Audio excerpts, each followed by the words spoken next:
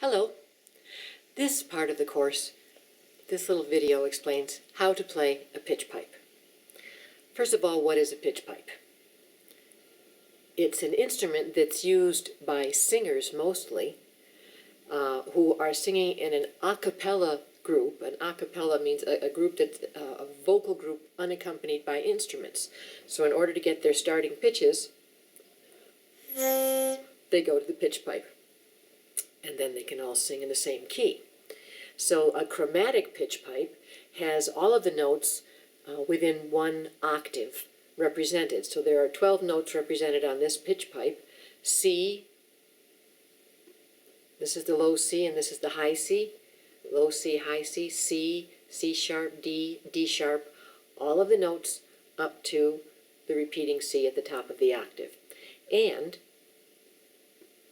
underneath each note name is a hole that you blow into.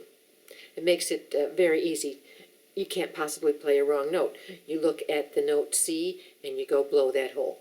And that's the note C. All right, so that's a chromatic pitch pipe.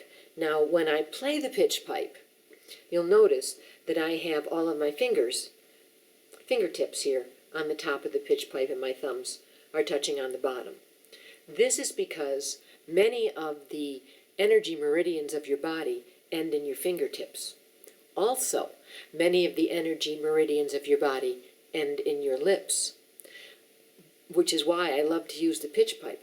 You're not only playing the sound and hearing the sound, you're feeling the vibrations in your fingertips, and they're going into the energy meridian systems of your body, and you're feeling the vibrations in your lips, again, where a lot of your energy meridians end. So it's a great way to get the power of the sound really into your system.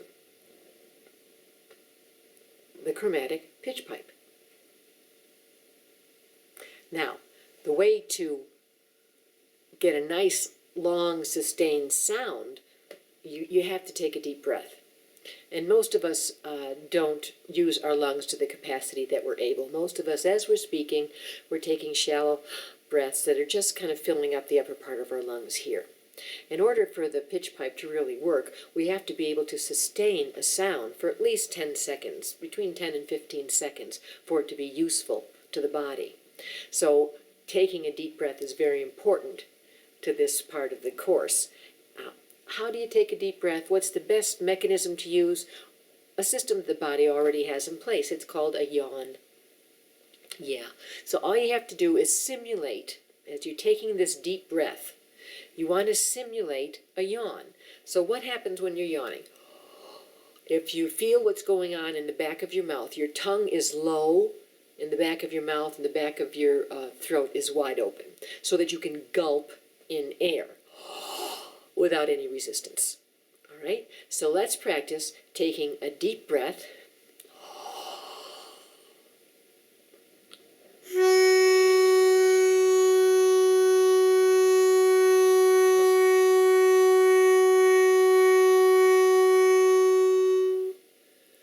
When you can play a note for that length, then it's really going to be helpful for you. And it's about really engaging your the diaphragm muscle, which sits underneath your lungs and kind of on top of the abdominal cavity. It's kind of like a upside down salad bowl. You can think of it that way. And as your lungs expand, the diaphragm muscle contracts like that, or the diaphragm muscle expands like that, and to make room for the air to come into the lungs, for the lungs to expand. And now that you've taken that deep breath, you can use the diaphragm muscle to push the air up out of the lungs, and you can have some control over how fast and how much air comes out. But if you don't take a deep enough breath and you don't engage that diaphragm muscle, you won't be able to sustain the note long enough or to have any control over the speed of how the air comes out of your lungs. So let's do it one more time. We're going to, breathe into our bellies, relax your bellies, relax your throats, and yawn.